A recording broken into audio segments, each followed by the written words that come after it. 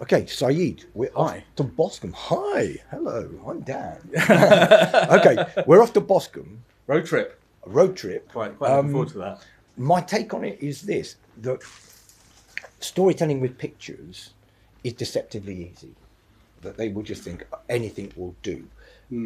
My suggestion is that what they really need to go and pick up on is that thing that you said last week in your lecture, that what matters is really giving it thought before you take a picture. You know, you're going to get quality images. Yeah, well, it just stands. What I started the talk with last week, and what I ended the talk with last week was think about every single picture you take. Don't just run around and snap, snap, snap, snap, snap. Look at every subject. Look at the area. Look at the lighting. Look at everything, and just think to yourself: is this photo the best photo of this subject that I can take at this moment in time? And if the answer is no, change something and make the picture better. And they're doing Boscombe. Awesome place. Awesome. Yeah, If really, we're really going to good say like place. this, I would go and say, for me, fantastic architecture there, quirky, interesting people. I'd say it's more interesting than Bournemouth Town Centre. Much more. I actually did this exercise myself with a different unit last year, and the pictures that came from Bournemouth were nothing on the pictures we did in Boscombe. Boscombe was much more interesting. The people are wonderful, colourful and interesting. Bournemouth, they seem to be running about and have no time to talk or interact with people.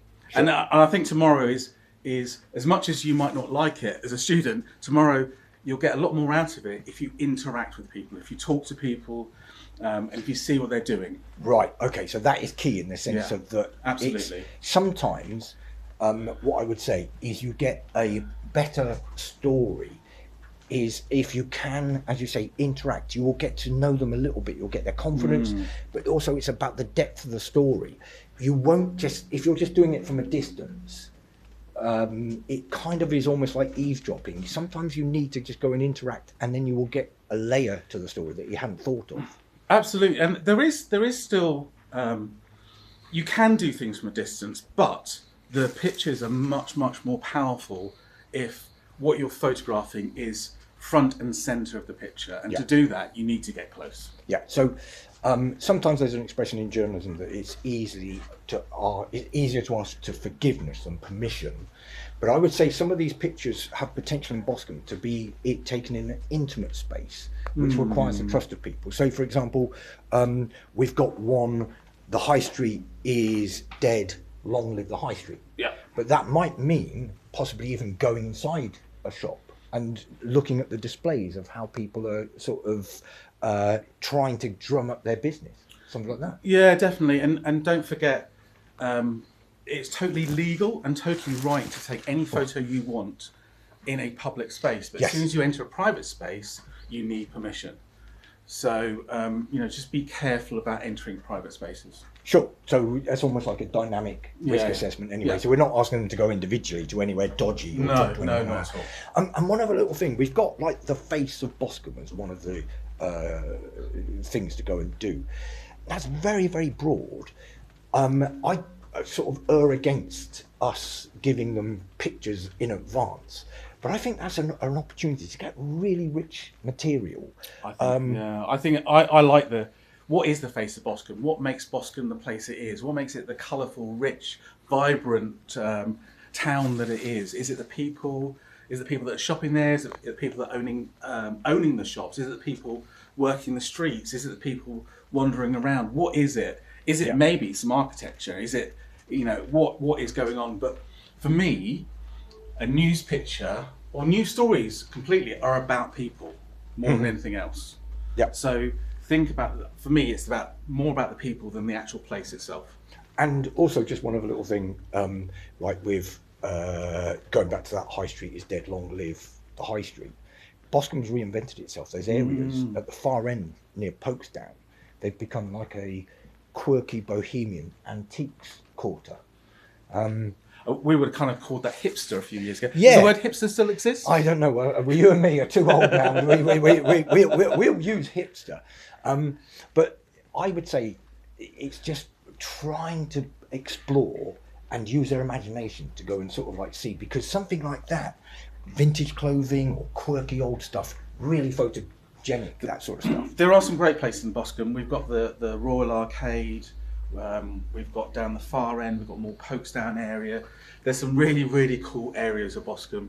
And I'm going to be out there with my camera as well. So Brilliant. Yeah. Okay, so and we'll show that when we get back to base. Yeah, We'll look yeah, at okay. 100%. So we're also looking big cleanup. I think that's a big sort of like thing for me. There's a lot of litter in sort of like little grimy little places. But again, that could be done in quite a clever little way. Yeah, we're not just looking for a picture of a crisp packet on the floor. No. You know, we can do that anywhere. I could. We're just passing a bin now. I could go into that bin, pull a crisp packet out, and throw it on the floor. Yeah. I could have done that. But that, I don't want that. We want something. How is that litter affecting the environment? Who are the people there that are fighting the cause and helping cleaning up? Remember, news stories are about people. And that follows on very, very key to one thing, using their initiative, because one of the things is news of the day, one of the categories. They may get a news story from this. You never know. You're journalists, so Yeah. what's going on around you? You might suddenly come upon the best story you've ever had. So you should always have your notepad and your camera ready to capture that. Yeah. So that's kind of our wild card, isn't it? Yeah, and I just think, like, going back to last week, we went to the old people's home after your talk, and some people didn't take any photographs. Oh, really? Yes. Just So- after my talk, I just did a talk on photography. I'm sorry, I'm not saying it's you, Oh. but I think it's more that this is that sense of that there is no story about a photograph. It's a bit of a cliche, but you really need to be thinking pictures in this 21st century. 100%. You cannot. I think I talked about this in my talk last week. You could spend weeks, months, years writing the best journalistic piece you've ever written in your life. No one is ever going to read it unless it's illustrated really well with really good photographs. So you have to take good pictures to illustrate your story. It doesn't matter if it's print, online, or even TikTok. You know, Yes, yeah. You've got to have good imagery. Okay, all right, fantastic. Well, inspiring stuff. 10 o'clock, Boscombe. Then we come back to base to look at the beauty of what they've gathered.